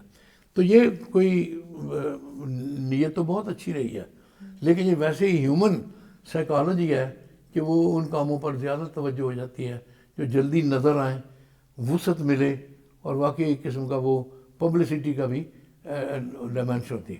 لیکن میں سمجھتا ہوں کہ یہ ہمارے دوسرے کام نے سفر کیا ہے اوور دی ایئرز. جیسے مائکروسکوپک لیول کا کام کسی چیز کی ڈیولپمنٹ نے جو ارک ریزی کرنی چاہیے, توجہ کے ساتھ اس کو ڈیولپ کرنا چاہیے, پائلٹ رن کرنا چاہیے, پائلٹ ٹیسٹنگ کے ریزلٹس کو لینا چاہیے, اس پر پھر امپروومنٹ کرنی چاہیے, یہ حصہ یقیناً اس کی وجہ سے کچھ اگنور رہا ہے. اللہ کرے اب اس میں ریوائیول آئے اور ہم وہ کر سکیں. پھر ایک اور یہ بھی ہوا کہ جو انٹرنیشنل کانٹریکٹس تھے جس میں ہماری فیکلٹی ہر سال 7-8 لوگ باہر جاتے تھے, ان اوپن یونیورسٹی والوں یو کے والوں کے ساتھ بیٹھ کے کام کرتے تھے اور وہ کام کو سیکھتے تھے, وہ ایڈ بھی بالکل ختم ہو گئی یا بہت تھوڑی رہ گئی, اور وہ اپرچونٹی اتنی نہ ملی یا وہاں سے اتنی ایکسپرٹیز نہ آ سکی. تو وہ تھوڑا تھوڑا مطلب ان دونوں میں سے سفر کیا ہے اس کام نے جس میں مائکرو لیول کا کام کورس کی ڈیولپمنٹ کے لیے چاہیے تھا. سر یہ یونٹ کیا ہوتا ہے؟ ہم نارملی کیونکہ ڈسٹنس لرننگ ہے تو ہم اپنے چیپٹرز کو یونٹ کہہ رہے ہوتے ہیں, جبکہ ہم عام کتابوں میں پڑھتے ہیں تو ہم اس کو چیپٹر کہہ رہے ہوتے ہیں. تو بنیادی طور پہ چیپٹر اور یونٹ میں کیا فرق ہے؟ اور پھر یہ کچھ کورسز ہمارے ہیں وہ ہاف کریڈٹ آور کے ہوتے تھے اس زمانے میں, کچھ فل کریڈٹ آور کے ہوتے تھے, یہ کانسیپٹ کیا تھا؟ ایکچولی کوئی بھی فارمل سسٹم میں جو اسٹڈیز ہوتی ہیں نا وہ ہفتوں کے حساب سے چلتی ہیں سیمیسٹر سسٹم میں. تو سیمیسٹر سسٹم میں 4.5 مہینے کا ایک سیمیسٹر اگر ٹپیکل ہوتا ہے اور 1-1.5 مہینہ کورس کا اپنا ایگزامینیشن وغیرہ کا, تو اس کو دیکھا گیا کہ اس میں عام طور پر کتنے ہفتے انوالوڈ ہوتے ہیں. تو آپ سمجھیں کہ اگر کوئی 5 مہینے تو نہیں ہوتے تھے تو وہ خیال آیا کہ ہم 18 ہفتے تقریباً پڑھاتے ہیں. ٹھیک ہے, 4.5 مہینے, 4 چوکے 16, 2 18, تو 18 ہفتے ہم نے پڑھانے کے لیے ہمیں ہر ہفتے کا ایک یونٹ چاہیے, یعنی ہفتہ سامنے تھا. تو 18 کا پھر فل کورس ہو گیا.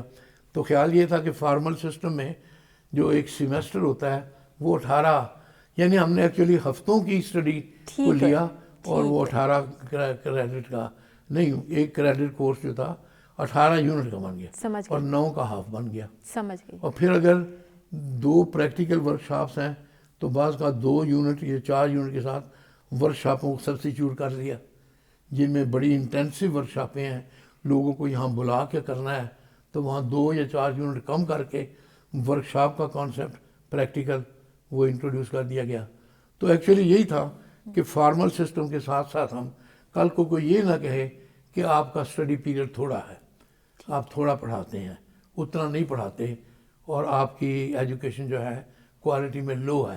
تو اس چیز کو ہم نے بحال رکھنے کے لیے ابھی جیسے آپ نے دیکھا کہ ہم نے ٹیچر ایجوکیشن کا 4 ایئر کا وہ لائے ہیں, وہ اس لیے کہ وہاں بھی 4 ایئر کا ہوا تو ادھر بھی 4 ایئر کا, تو وہی پھر سسٹم.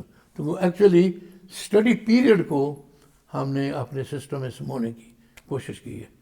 صحیح.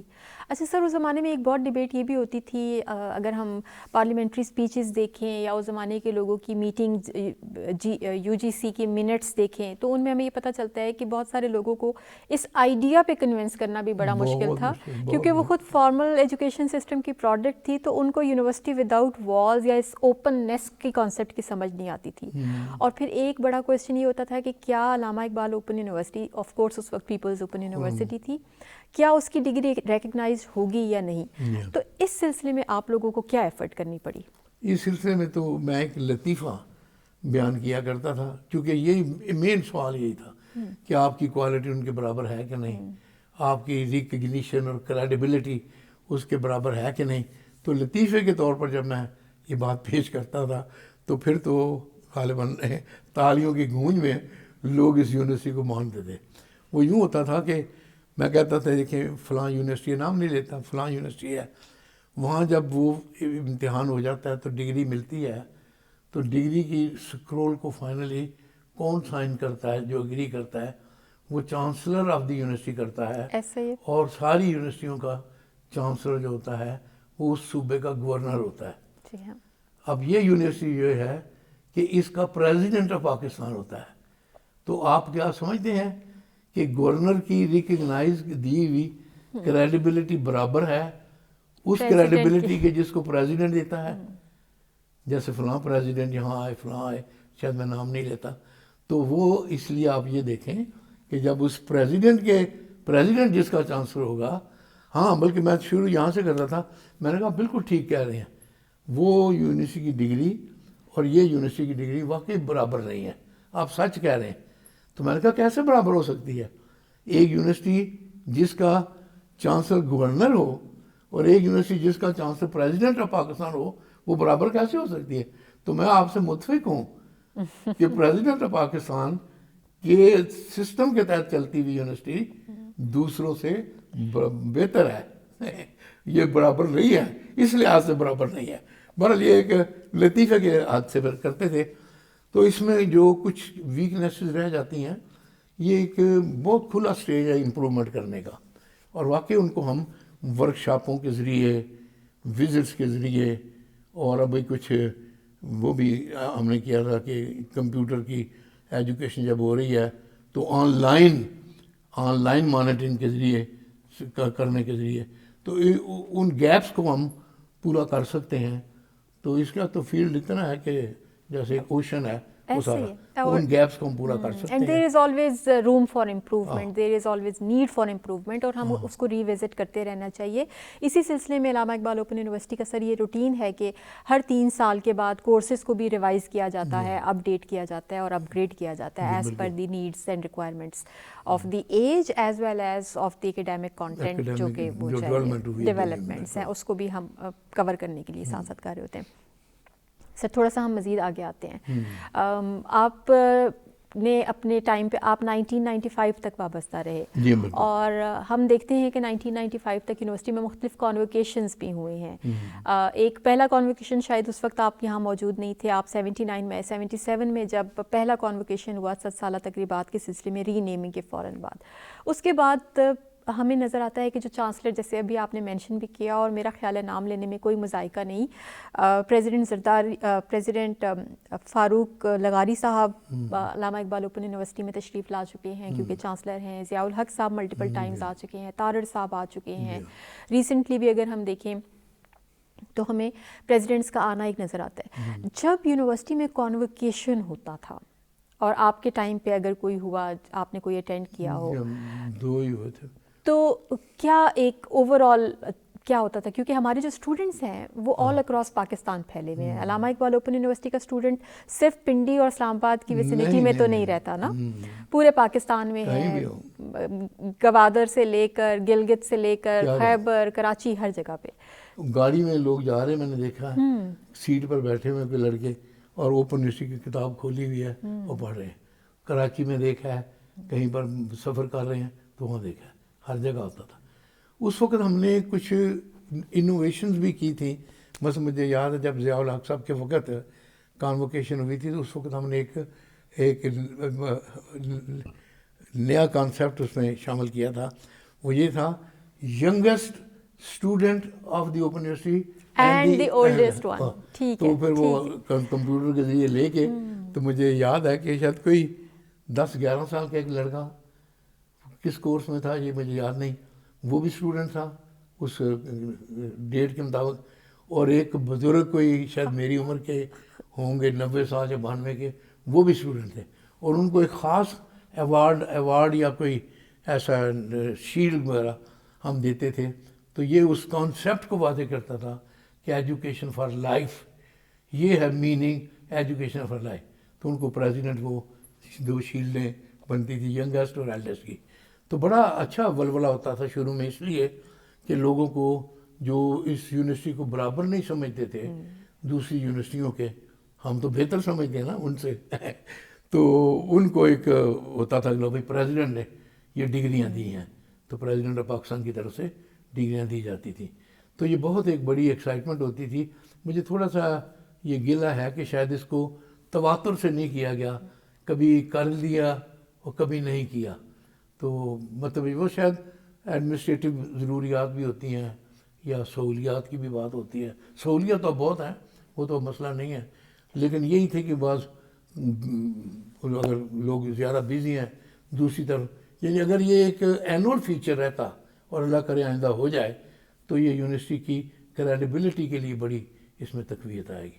سر آپ کا یہ گلہ کسی حد تک ہم نے دور کرنے کی کوشش کی ہے اور اس کے اوپر اب بالکل کام ہو رہا ہے, بلکہ یہ ہماری جو گولڈن جوبلی سیلیبریشن ہے اس حوالے سے تو آپ کو نظر آتا ہے کہ علامہ اقبال اوپن یونیورسٹی کا کانوکیشن نہ صرف یہاں پہ اسلام آباد میں ہوا بلکہ آپ جو ہمارے پروونشل چیپٹرز ہیں وہ بھی آپ کو نظر آتے ہیں, خیبر پختونخوا میں, سندھ میں, بلوچستان میں, پنجاب میں, تو وہ ہمیں پروونشل چیپٹرز بھی نظر آتے ہیں, اور اس سے ایک رابطہ اور ایک تعلق بھی قائم رہتا ہے اسٹوڈنٹ کے ساتھ, اور وہ ایک جس کو آپ کہتے ہیں نا اونرشپ والی بات بھی آتی ہے. آپ بالکل درست فرمائے سر. بہت اچھی بات. ہاں جی, اس کو ریوائیو کرنے کی کوشش کی گئی ہے, اور ابھی یہ پورا سال ماشاءاللہ یہ ایکٹیویٹی رہی ہے, اور یہ ہوتا رہنا چاہیے. میں بالکل آپ سے متفق ہوں اس بات پہ. سر ایک اور امپورٹنٹ جو بات ہے وہ یہ کہ یونیورسٹی کے جو سلوگنز ہیں اس کے بارے میں ہم سنتے ہیں کہ وقت کے ساتھ ساتھ ہم اپنے آبجیکٹیوز کو ری ڈیفائن کرتے رہے ہیں. تو کچھ ایسے آپ کے ذہن میں ہیں ری ڈیفائنڈ آبجیکٹیوز جن کو آپ ریکال کر سکیں؟ بس ایک تو ایک سلوگن ہی سمجھیں, ایک رسالہ شروع میں نکالا تھا, علم کی دستک. وہ چونکہ پوسٹ مین جا کے میٹیریل دیتا ہے تو اس کانسیپٹ کو سامنے رکھتے ہوئے سارے ورک وہ ہوتا تھا کہ دروازہ کھلا ہے اور اس میں ہم نے پیکٹ پکڑا رہے ہیں کہ علم جو ہے وہ لوگوں کے گھر گھر تک پہنچ رہا ہے, اور ہم دستک دے تک لوگوں کو جگا رہے ہیں کہ اٹھو اور ہم آپ کے دروازے تک علم لے کے آئے ہیں. تو زیادہ یہی تھی کہ اس کی آؤٹ ریچ پر بہت زیادہ اس وقت زور تھا, اور وہاں تک پہنچنے کا, لوگوں تک, دور دراز علاقوں تک پہنچنے کا جو کانسیپٹ تھا اس پر بہت ہم شاید زیادہ شدت اور تیزی سے کام کر رہے تھے. پھر جب سب لوگ اپنے یہاں کے کاموں میں اتنے مصروف ہو گئے کہ مجھے اتنے یونٹس لکھنے ہیں اور اتنا کام کرنا ہے اور فلاں ڈیٹ تک کورس ضرور جائے, تو شاید آؤٹ ریچ کا اور ایکسیس کا اسپیکٹ جو ہے وہ شاید کہیں کہیں سفر ہوتا بھی نظر آیا. تو اس کو بھی ریوائیو کرنے کی ضرورت ہے کہ ایکسیس ہو, ہر لاسٹ پرسن تک ایکسیس ہو, ہر لاسٹ گاؤں تک, ہر لاسٹ گلی تک ایکسیس ہو, کہ وہ لوگ اس میں آ جائیں اس ہمارے سسٹم میں. سر آپ ٹھیک کہہ رہے ہیں, جیسے جیسے ذمہ داریوں کی نوعیت بدلتی گئی ویسے ویسے شاید ہماری سمت بھی مختلف ڈائریکشنز ہم اس کو چینج کرتے رہے. اس میں ایک امپورٹنٹ بات میں آپ کے ساتھ شیئر کرنا چاہوں گی, اور میں بڑے فخر کے ساتھ اس کو شیئر کرتی ہوں. آپ نے ایکسیس اور آؤٹ ریچ کی بات کی. علامہ اقبال اوپن یونیورسٹی کو ہمیشہ سے یہ دعا بھی ہے اور یہ اعزاز بھی حاصل ہے کہ ہم نے خاص طور پہ جو marginalised sections of the society ہیں ان کی نیڈس کو کیٹر کرنے کی کوشش کی ہے. وہ لوگ جن کو زیادہ توجہ کی ضرورت ہوتی ہے, جن کو زیادہ مدد کی ضرورت اور فیسیلیٹیشن کی ضرورت ہوتی ہے, اوپن یونیورسٹی ان تک پہنچتی ہے. اور سر اس سلسلے کی کڑی اگر میں آپ کو بتاؤں تو جو پرزنرز ہیں, جو جیل میں قیدی ہیں, ان کو علامہ اقبال اوپن یونیورسٹی تعلیم دینے کے لیے خاص ایفرٹس کرتی ہے, اور ان کی فیس معافی ہوتی ہے, ان کو اسکالرشپس ملتے ہیں. خیبر پختونخوا, ٹرائبل ایریاز, بلوچستان کے کچھ ریجنز, وہاں پہ تعلیم مفت ہے. جو پڑھنا چاہتے ہیں یونیورسٹی نے ان کے لیے اپنے دروازے کھولے ہوئے ہیں. پھر خاص طور پہ خواتین ہمارے پاس ان کی انرولمنٹ ہمیشہ بہت رہی ہے زیادہ وہی کیٹیگری ہے کیٹیگری ہے. اب آپ نے ذکر کیا کہ آپ نے مختلف پائلٹ پروجیکٹس کے طور پہ لٹریسی کو پروموٹ کرنے کے لیے آپ نے انڈر ڈیولپڈ ایریاز کی بات کی اور آپ نے 3 ایریاز کو ہائی لائٹ بھی کیا. ان علاقوں میں آپ جاتے تھے, وزٹ کرتے تھے, اگر وہاں کا کوئی واقعہ آپ کے ذہن میں ہو, کسی اسٹوڈنٹ سے گفتگو ہوئی ہو, بات چیت ہوئی ہو, اگر ہو جائے تو بہت اچھی بات ہے, اور اگر نہیں ذہن میں آ رہا تو بھی کوئی مسئلہ نہیں ہے. دوسری طرف ہم بات کرتے ہیں آپ کے ڈپارٹمنٹ کی, آپ کی فیکلٹی کی, آپ کی ایکسپرٹیز کی, اور آپ کی فیکلٹی کے 2 پروگرامز بہت زیادہ پبلک میں ان کی ریسیپشن تھی اور بہت سارے لوگ ان سے مستفید ہوئے. ایک بی ایڈ کا پروگرام تھا اور ایک پی ٹی سی کا پروگرام تھا. ان 2 پروگرامز نے عام آدمی کی زندگی میں, ایک ایوریج پاکستانی کی زندگی میں کیا اثر ڈالا؟ تو سوال میں نے 2 کر دیے آپ سے, تیسرا بھی کر دیں اگر آپ جواب دینا چاہیں. نہیں, تیسرے کا آپ نے ذکر نہیں کیا.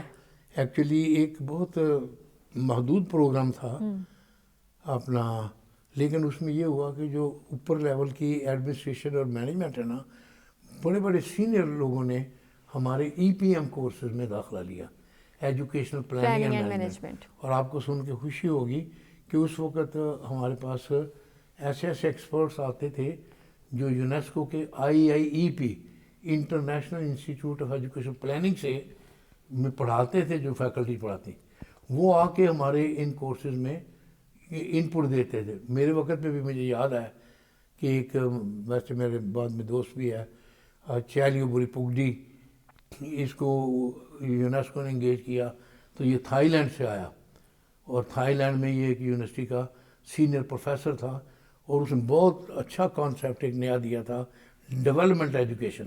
سر نام کیا لیا آپ نے؟ Development education. نہیں, پرسنالٹی کا اس کا نام تھا چیلیو بری پگڈی.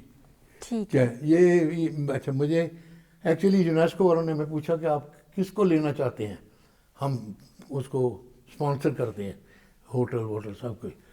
تو چیلیو میرے ساتھ لاہور میں پڑھتا رہا ہے. اچھا. یہ تھا اس وقت تھائی لینڈ میں اتنے ادارے نہیں تھے, تو وہاں سے 2 لوگ آئے, 2 اسٹوڈنٹ آئے, ساکی اور چیلیو آیا.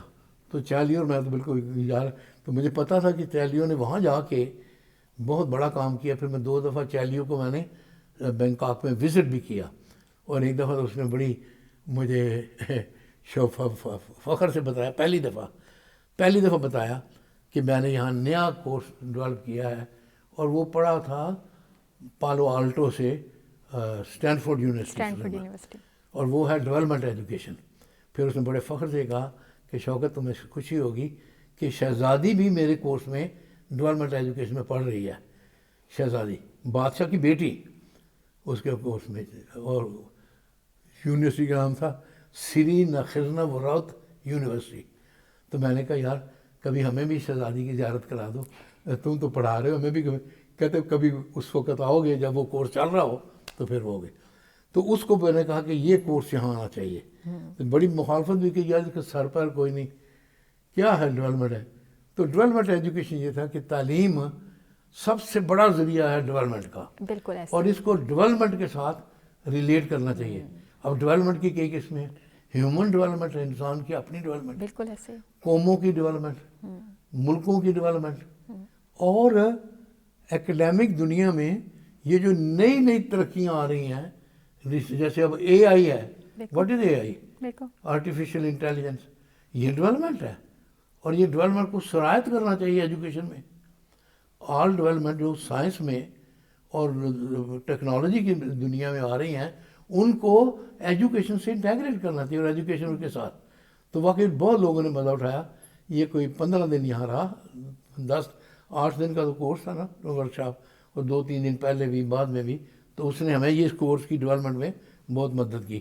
تو یہی آپ کے سوال کا جواب ہے کہ یہ ایک آگے بڑھنے والا سلسلہ ہے, اور اوپن یونیورسٹی کا کانسیپٹ ہی واحد ایسا کانسیپٹ ہے جو جمپ لگا کے نئی ڈیولپمنٹ کو اپنی آغوش میں لے سکتا ہے. ایک نئی چیز آنے والی ہے, بڑی دور بھی ہو تو ہم امیجیٹلی اس کو پکڑ سکتے ہیں, چونکہ ہماری ایکسیس میں وہ لتھارجی نہیں.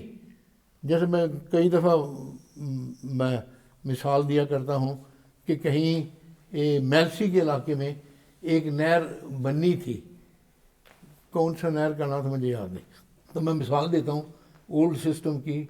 میں یہ کہتا ہوں کہ ہم کتابوں میں پڑھ رہے ہیں کہ میلسی میں یہاں جگہ سے وہاں تک ایک نہر نکالی جائے گی جو اتنے تو میں نے کہا جب یہ کتاب وہ پڑھ رہے تھے اس سے تو 7 سال پہلے سے کتاب بن چکی ہے، نہر تو بن چکی ہے، نہر بن چکی ہے، علاقہ سیراب ہو رہا ہے، پانی جا رہا ہے، تو بک یہ کہہ رہی ہے کہ اس سسٹم میں اتنی لیتھارجی ہے کہ وہ امیجیٹلی اچک نہیں سکتا انوویشن کو اور ڈیولپمنٹ کو.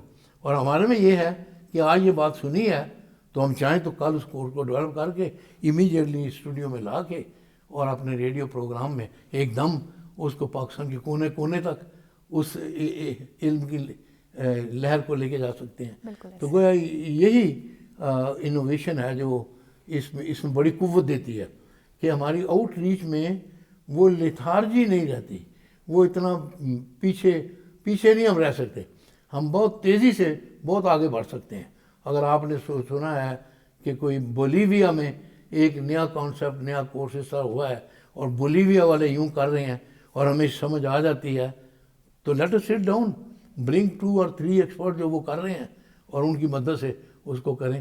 جبکہ فارمل سسٹم کی کتاب جب چھپے گی، کتاب وہاں تک پہنچے گی اور لوگ یہ سمجھیں گے جب پلوں کے نیچے سے بڑا پانی گزر چکا ہوگا. تو میرے خیال ہے اس ڈائمینشن کو ابھی تک ہم نے بھی یہاں پورا کیپچر نہیں کیا کہ جلدی سے اس انوویشن کو پکڑ کے اپنی کتابوں میں یونٹس میں کورسز میں سمو لینا.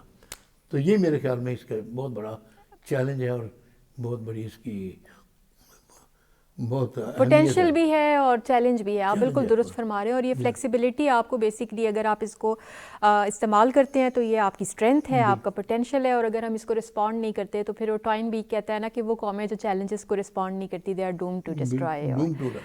بالکل ایسا ہی ہے.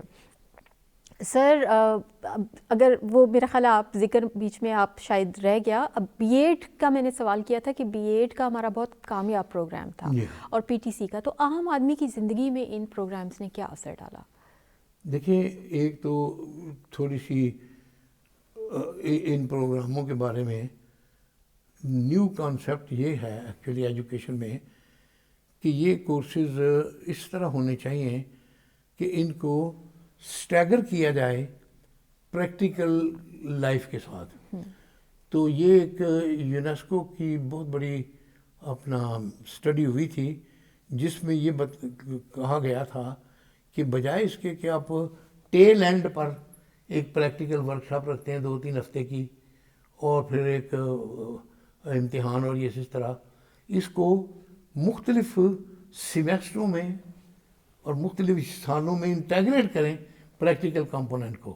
جیسے ایک بندہ ادھر جو کچھ بھی حاصل کرتا ہے اس کے بعد اس کو 8 یا 10 دن پریکٹیکل سکول میں ادھر جا کے اس چیز کو اپلائی کرے، لگائے، دیکھے اور پھر اس انسائٹ کو اور تجربے کو ساتھ لے کے آئے.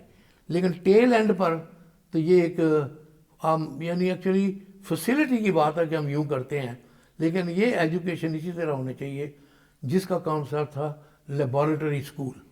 لیبارٹری اسکول کا کانسیپٹ یہی تھا کہ اسکول کے ساتھ ایک لیب چل رہی ہو، کانسیپٹس کو پڑھ رہے ہیں، کانسیپٹس کو ٹیسٹ کر رہے ہیں اور اسکول میں لا رہے ہیں، پڑھ رہے ہیں، دیکھ رہے ہیں، اسکول میں لا رہے ہیں. تو اب 4 ایئرز میں وہ گنجائش پیدا ہو گئی ہے کہ کیونکہ اگر کورس ہی کل 9 مہینے کا ہو یا 8 مہینے کا اور آخر میں ڈگری ملنی ہو تو یہ نہیں آ سکتا تھا. تو میرا خیال اس کو ہم نے بہت اچھے طریقے سے رسپونڈ کیا ہے کہ جس میں درمیان میں کوئی ڈپلومہ کی سٹیج پر نکلنا بھی چاہے تو 2 ایئر کے بعد نکل جائے اور کر سکے، لیکن اگر فل ڈگری کرنا چاہے تو پھر وہ کرے. تو اس میں پھر وہ پریکٹیکل کمپوننٹ کو it is woven in at different stages. تو یہ کانسیپٹ کو ہم نے رسپونڈ کیا ہے، لیکن اس پر زیادہ مزید اس پر بھی توجہ دینے کی ضرورت ہے کہ پریکٹیکل اور تھیوری جو ہے وہ کسی طرح ایک دوسرے ہم آہنگ ہو، تو پھر ٹیچر ایجوکیشن ہماری زیادہ انشاءاللہ ہوگی. ویسے میں آپ کو یہ بتاؤں بڑا عجیب یہ ہوتا ہے، ایک دفعہ جو پنجاب یونیورسٹی میں شاید 10 کے 12 اسٹوڈنٹ لینے تھے پی ایچ ڈی کے داخلے کے لیے، سارے پنجاب سے. تو میں نے انہیں کہا لسٹ لاؤ کون سے ہیں. تو میں نے کہا یہ چاروں تو ہمارے ایم ایڈ ہیں. انہوں نے سارا کمپٹیشن کیا ہے، پی ایچ ڈی میں داخل ہوئے ہیں، دوسروں کے ساتھ ٹیسٹ لیا ہے، تو یہ 4 تو ہمارے ایم ایڈ ہیں کیونکہ ہمارے سسٹم سے گزر گئے، تو ادھر انہوں نے کمپیٹ کر کے تو داخل ہوئے. تو مطلب یہ اگر اس کو صحیح طریقے سے آپریٹ کیا جائے تو اتنی ڈیپتھ آ جاتی ہے کہ بندہ کسی کے ساتھ بھی کمپیٹ کر سکتا ہے. صحیح. سر گفتگو کو اب سمیٹتے ہیں اور تھوڑی سی اگر سمیٹنے سے پہلے ایک اور سوال، سروائیول کے فیز پہ جو چیلنجز تھے انیشیل فیز کے اوپر، وہ کیا چیلنجز تھے اوپن یونیورسٹی کو، اور ان چیلنجز کو اس وقت کی ٹیم نے کیسے رسپونڈ کیا؟ یہ بہت بڑا چیلنج تھا اور وہ اب بھی ساتھ چل رہا ہے جب تک اس کو رسپونڈ نہ کیا جائے. بہت بڑا چیلنج یہ ہے کہ جتنی فیکلٹی ہم اپوائنٹ کرتے ہیں انکلوڈنگ مائی سیلف اور آپ بھی ہم سب، وہ فارمل سسٹم سے آتی ہے. اچھا، فارمل سسٹم میں ایک تھوڑا سا یہ تصور ہوتا ہے کہ جیسے وہ لوگ عادی ہوتے ہیں کہ سامنے لوگ بیٹھے ہوں اور ہم انہیں پڑھائیں اور اس طرح وہ لیکچر اور وہ یہ ہو. تو یہ بہت بڑا چیلنج ہے کہ اس فیکلٹی کے لگنے سے پہلے کوئی انگرینڈ 2 3 4 ماہ کا ایسا پیکج کورس نہیں ہے جو اس سسٹم کی فلاسفی، اس کی آپریشن، اس کی حدود، اس کی وسعتوں سے ان کو آگاہ کرے. میں نے کر کے ڈاکٹر زمان صاحب کے وقت ان کو منوایا تھا اور وہ ہم نے شروع بھی کر دیا تھا، لیکن بعد میں چل نہیں سکا. یہ کیا وجہ ہوئی کہ ہم نے 2 to 3 ویکس کا ایک پیکج کورس بنایا تھا. کوئی کسی فیکلٹی میں نہیں لگتا تھا، نہ عربک میں، نہ کسی سائنس میں، نہ کہیں بھی، جب تک وہ ہمارا 3-4 ہفتے کا پروگرام نہیں کرتا. میرا مہینہ پورا تھا. اس میں یونٹ رائٹنگ کی ترکیب، اس کے آبجیکٹیوز، اس کی کس طرح اس کو ریلیٹ کرنا ہے ماڈرن کانسیپٹ کے ساتھ، پھر ایکچولی وہ لوگ بناتے تھے، ڈیولپ کرتے تھے. یعنی اس وقت وہ ایک اوپن یونیورسٹی کی مٹیریل رائٹنگ کی ورکشاپ میں ہوتے تھے 1 ہفتے کے لیے. تو یہ چیلنج اب بھی ہے کیونکہ یہاں پر عورتوں کو ادارہ نہیں، انہوں نے وہیں سے لینے ہیں اور وہ فلاں یونیورسٹی پڑھ کے آیا، تو وہ پھر ان کانسیپٹس کو ساتھ لے کے آتا ہے. اور بیچ میں کوئی ایسا انٹرول نہیں مل رہا جو اس کو پہلے اس میں، جب ہم مانتے ہیں کہ یہ ایک نیا سسٹم ہے، جب ہم مانتے ہیں کہ یہ ایک ڈفرینٹ سسٹم ہے، جب ہم مانتے ہیں کہ ایک چیلنجنگ سسٹم ہے، تو میرا اپنا خیال ہے اگر آپ سب اپنے ینگ جو فیکلٹیز ہیں وہ انگرین کریں سسٹم کو، اور ساری فیکلٹی سے ان لوگوں کو لے کے جنہوں نے باہر سے یا یہاں سے یا کہیں سے وہ سسٹم کو سیکھا ہے، پھر اس پیکج کو ریوائیو کریں. بھلے 1-1.5 مہینہ ان کا گزرنا چاہیے اس سسٹم کی کو اپنے ہاتھوں سے ایوالو کرنے میں. یونٹ لکھا کے ٹیسٹ کرنا، سب کو سمجھانا، اور وہ سب کرٹیسائز کریں لوگ کہ نہیں اس میں تو یہ کانسیپٹ نہیں آ رہا، اس میں تو یہ کارسپونڈنس رائٹنگ کا یا باقی یہ آڈیو انکارپوریٹ کرنے کا نہیں آ رہا. تو میرا خیال ہے یہ چیلنج ہمارے ساتھ رہنا ہے کہ ہم باہر سے لوگ لیتے ہیں، لیکن بالکل اب بھی اسٹڈی کر لیں یو کے اوپن یونیورسٹی میں وہ انگرینڈ ایک سسٹم ہے جس میں وہ اس سسٹم کی تھوڑی سی ان پٹ سے گزرتے ہیں تو ان کو یہ سمجھ آنے لگتی ہے کہ نہیں اس کو اس طرح سسٹم کو اورینٹیشن بہت ضروری ہے. یہ اورینٹیشن بہت ضروری ہے. درست، بالکل درست فرما رہے ہیں. بلکہ ہم کہتے ہیں اورینٹیشن کورس ہے. اچھا، ہاں نہیں، یہ اورینٹیشن بہت ضروری ہے، اور یہ سسٹم کو جب تک خود نہیں سمجھیں گے، تب تک انٹرنلائز نہیں کریں گے اس کو، آگے ہم کیسے ڈسیمینیٹ کریں گے یا پڑھا سکیں گے. ڈاکٹر صاحب آپ سے گفتگو کرتے ہوئے ٹائم کا بالکل اندازہ ہی نہیں ہوا، اور آپ کی صحت اجازت دے رہی ہے اور آپ بیٹھے ہوئے، آپ کا بہت شکریہ. بس میں آخر میں یہ چاہوں گی کہ آپ یونیورسٹی میں آنے والوں کو، نئے آنے والوں کو، چاہے وہ طلباء ہیں، چاہے وہ اساتذہ ہیں یا وہ مینجمنٹ کے لوگ ہیں، کیا پیغام دینا چاہتے ہیں کہ ہم کیا کام کریں تو ہم اس یونیورسٹی کو مزید آگے لے کے جا سکتے ہیں؟ بس وہ تو یونیورسٹی کے جو آبجیکٹیوز ہیں ان آبجیکٹیوز کو میٹ کریں.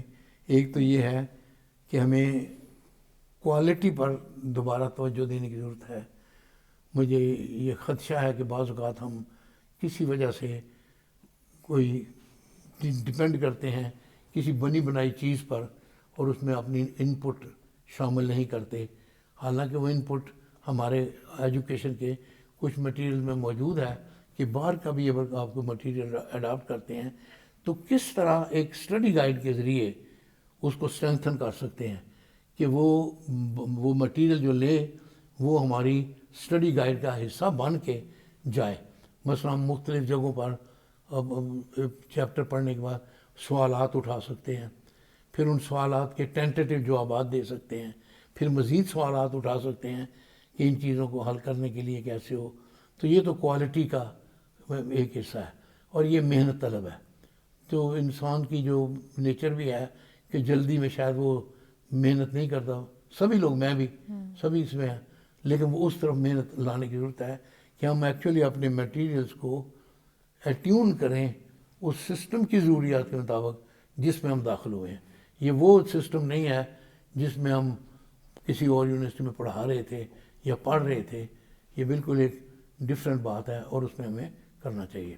دوسرے بعض اوقات مجھے یہ بھی لگتا ہے کہ کچھ آؤٹ ریچ کے سسٹم میں بھی شاید کہیں کہیں کوتاہیاں ہو جاتی ہیں.